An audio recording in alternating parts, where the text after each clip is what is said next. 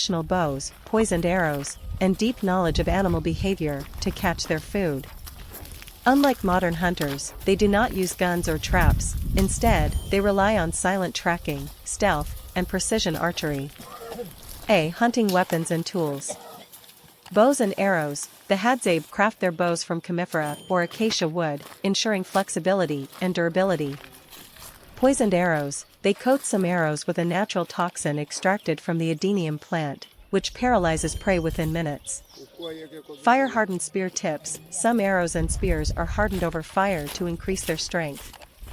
Feathers for accuracy. They use bird feathers to stabilize arrows, improving their aim. B. Hunting techniques. 1. Small game hunting, birds, monkeys, and small antelopes. Hadzabe hunters move silently through the bush, using the landscape as cover. They observe animal tracks, droppings, and broken twigs to find prey. When close, they take quick, accurate shots to ensure a clean kill. 2. Large game hunting, buffalo, zebra, warthog, baboons. Large animals require teamwork, with multiple hunters surrounding the prey.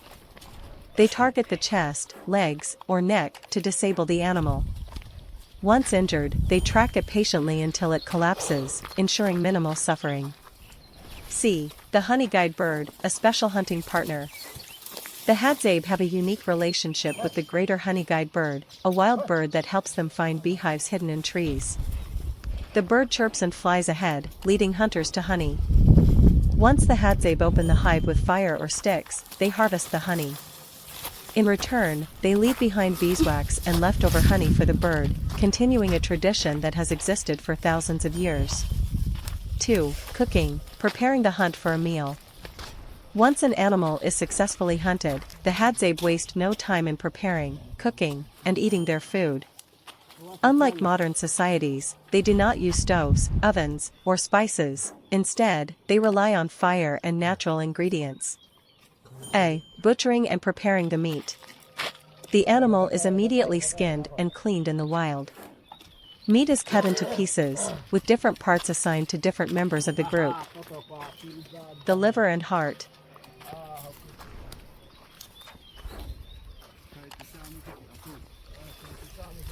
are often eaten raw or lightly roasted on the spot. Bones are cracked open to extract the nutritious marrow, which is highly valued. B. Cooking methods. 1. Roasting over an open fire. Meat is skewered on wooden sticks and placed over the flames. Hunters rotate the meat carefully, ensuring even cooking.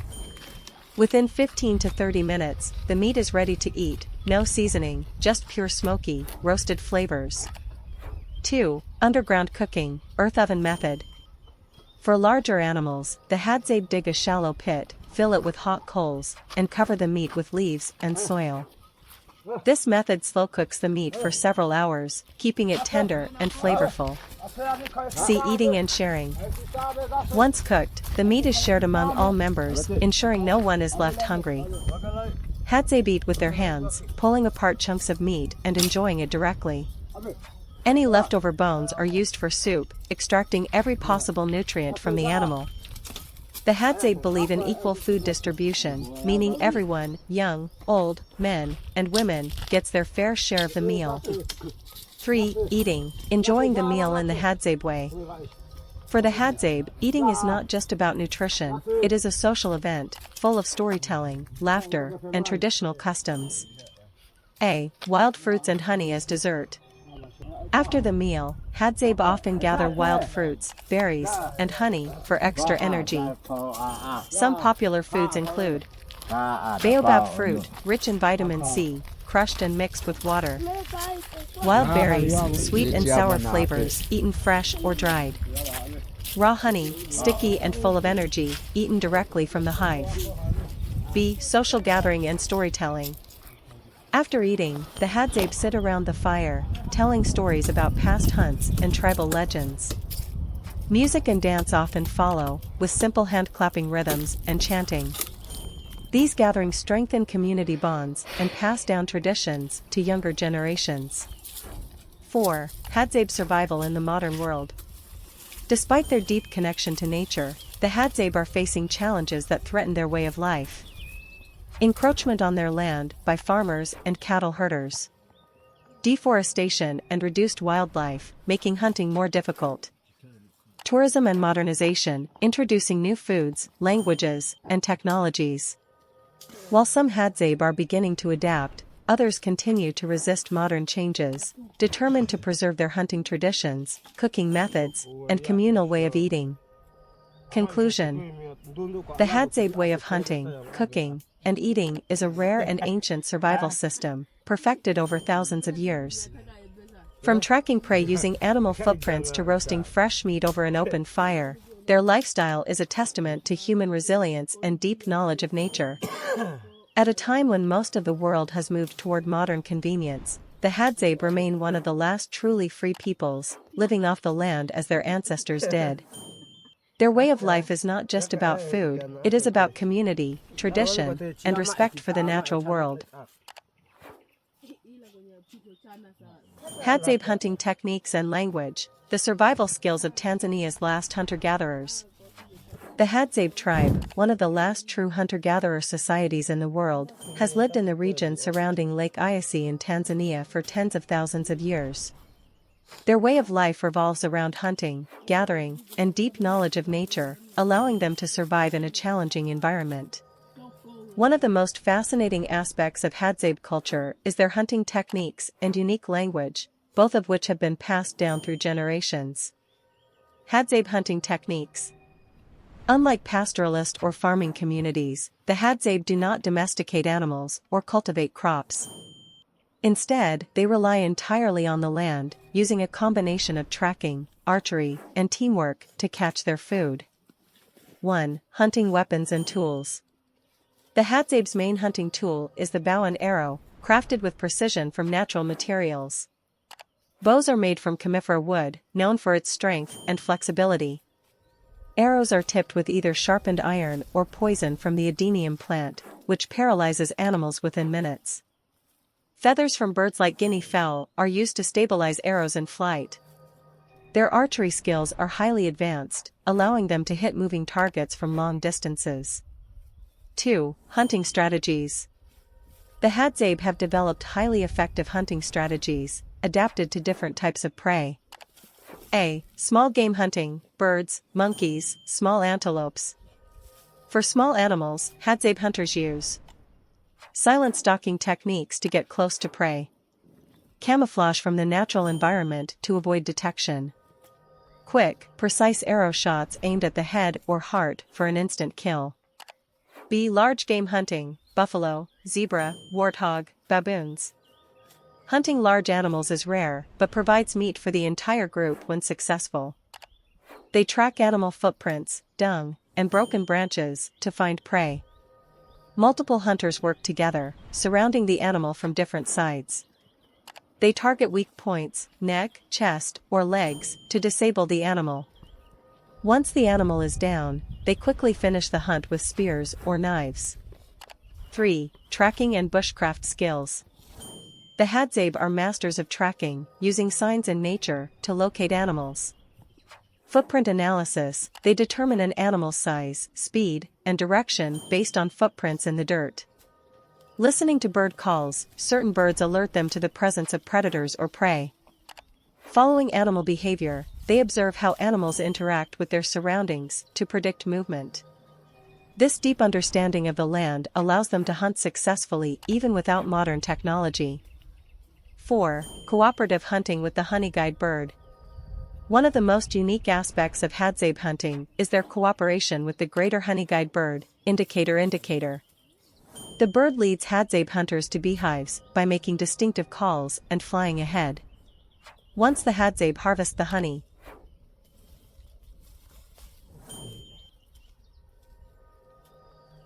they leave wax and leftover honey for the bird, creating a mutualistic relationship. This human-animal cooperation has existed for thousands of years and is one of the few documented cases of such behavior in the wild. 5. Butchering and food sharing. Once an animal is killed, the Hadzabe follow strict cultural traditions when dividing the meat. The liver and heart are often eaten immediately, cooked over an open fire. Meat is divided among all group members equally, ensuring no one goes hungry. Bones are cracked open to extract marrow, a valuable source of fat and nutrients. Unlike other societies, the Hadzabe do not store food, meaning they must hunt regularly to survive. Hadzabe language, Hadzane, the Click language of Tanzania. The Hadzabe speak Hadzane, one of the rare Click languages in the world, similar to those spoken by the San people of southern Africa. 1. Click sounds in Hadzane. Hadzane is unique because it includes click sounds, made by clicking the tongue against the roof of the mouth, making popping or smacking sounds while speaking, combining clicks with vowel and consonant sounds. This makes it difficult for outsiders to learn, but it is highly effective for communication in the open savanna. 2. Oral tradition and storytelling. Since Hadzane has no written form, the Hadzabe pass down their history, myths, and hunting knowledge through oral storytelling. Elders tell stories at night around the fire. These stories include hunting lessons, spiritual beliefs, and tribal history. Songs and chants help teach younger generations about survival and cultural values. 3. Communication during hunting. While hunting, the Hadzabe use a mix of hand signals, whispers, and clicks to stay silent and not scare away animals. A specific click or whistle might indicate the presence of prey. Hand gestures signal direction and distance to other hunters. They use low-volume speech to avoid being detected by animals. This makes Hadzane not only a language for everyday use but also an essential survival tool. Hadzabe survival in the modern world. Despite their deep connection to their traditional ways, the Hadzabe are facing increasing challenges. Encroachment on their land by farmers and cattle herders. Deforestation reducing hunting grounds and available wild food. Influence of modern society, introducing tourism, trade, and external languages. Some Hadzabe have started to adapt, learning Swahili to communicate with outsiders, while others continue to resist modern influences, preserving their ancient hunting techniques and language. Conclusion. The Hadzabe hunting techniques and Hadzane language are two of the most unique aspects of their culture. Their ability to track animals, use poisoned arrows, and communicate silently makes them one of the most skilled hunter-gatherer tribes in the world. At the same time, their click language, Hadzane, remains a linguistic treasure, helping them communicate effectively while preserving their oral history.